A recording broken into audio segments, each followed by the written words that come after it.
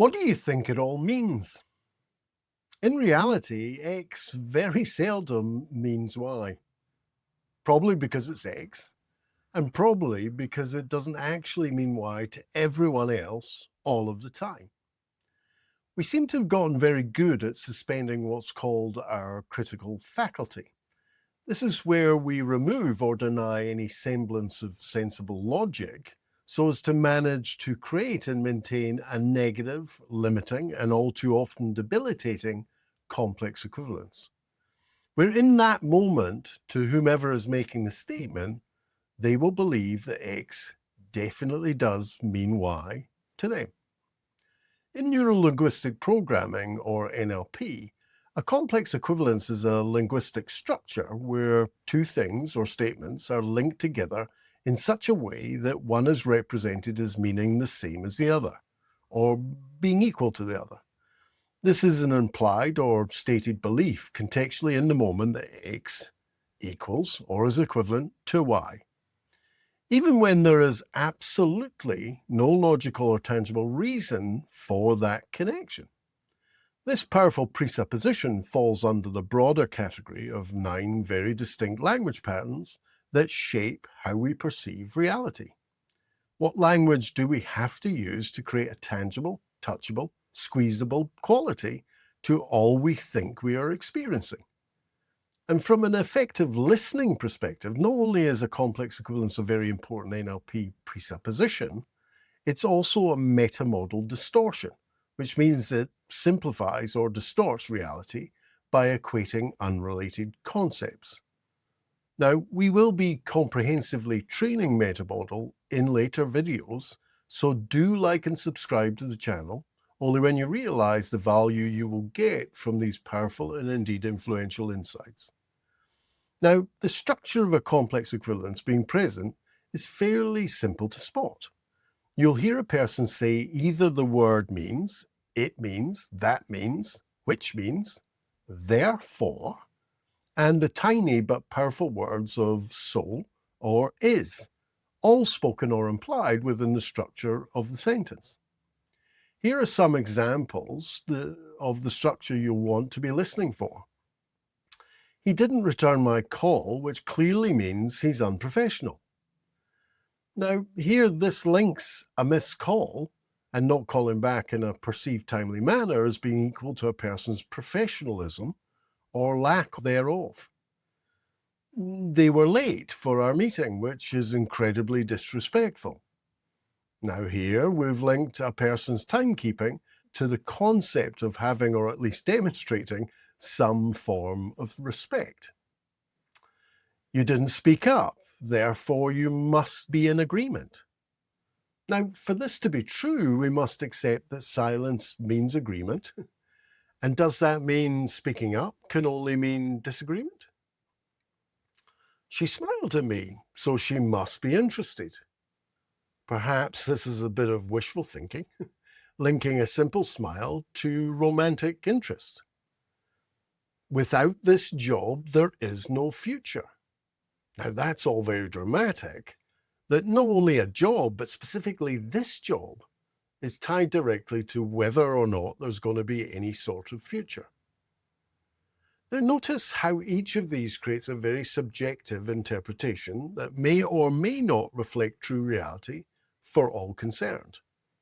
What we can presuppose from it is the current contextual belief that is held by whomever made the statement. Their complex equivalences help us to notice and acknowledge the internal rules and beliefs that they are choosing to use to shape and quantify their experiences. We're getting very helpful insights into their contextual belief systems, possibly charged emotional associations, and potentially entrenched cognitive distortions that may well be impacting and influencing their behaviours in a consistent and predictable way. Also notice my last video on the powerful presuppositions of cause and effect is often required within this structure, as it helps to make it seem even more compelling and true. So you'll often hear because and that means together. You'll hear things like, Because you never help with household chores, that clearly means that you don't love and respect me. Because you don't discuss things with me, you obviously don't trust me, which means this will never work. Now, if you don't break down the complex equivalencies and challenge the cause and effect violations, then this will simply end up in being a very unproductive and probably quite combative interaction, as the initial structure and the emotional charge links would possibly only cause a defense attack type of exchange, and probably only serve to bring out all sorts of other complex equivalencies. So what does it all really mean? What benefits as an influencer can we leverage when we hear someone put such non-negotiable caveats onto something that may seem to others unimportant, possibly unrelated or trivial, and more than likely completely untrue? Well, in coaching and therapy, it allows us to identify some of the core structures that a person has functioning within their neurology that will be helping to create and maintain a presenting problem. We can then question deductively to bring into awareness the facts that will help reframe this self-limiting belief. In communication, having an awareness of complex equivalencies will help us to avoid misunderstandings and the risk of unconsciously buying into and helping to validate any and all faulty beliefs around what something may or may not mean. And in self-awareness and personal development, when we do train ourselves to notice and correct our own distorted interpretations, we're far less likely to go down any sort of unsupportive rabbit hole or to dig in to sort of die to be right in trained position. As with all NLP presuppositions, we can leverage positive complex equivalencies and cause and effects for influence and persuasion. With a simple "that means," we can easily link something that is categorically true for the listener to something that will be helpful and supportive and ultimately influence their mindset in a positive way.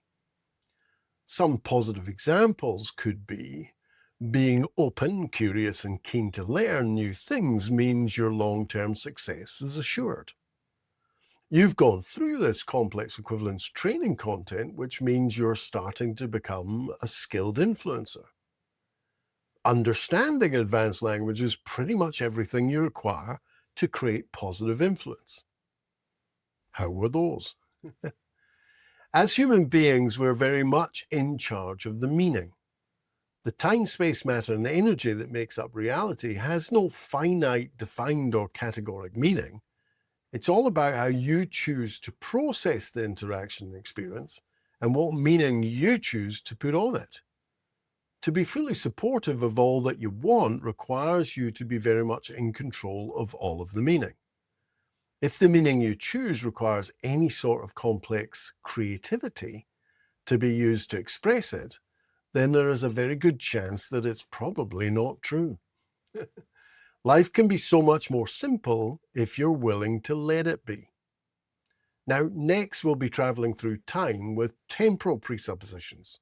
So do like and subscribe to make sure you don't miss out on this incredibly important language skill. And if you would like to get a copy of our free introduction PDF guide, then simply go to advancedlinguisticinfluencing.co.uk and sign up to download it, as we continue our journey to learn, evolve, and create positive change together.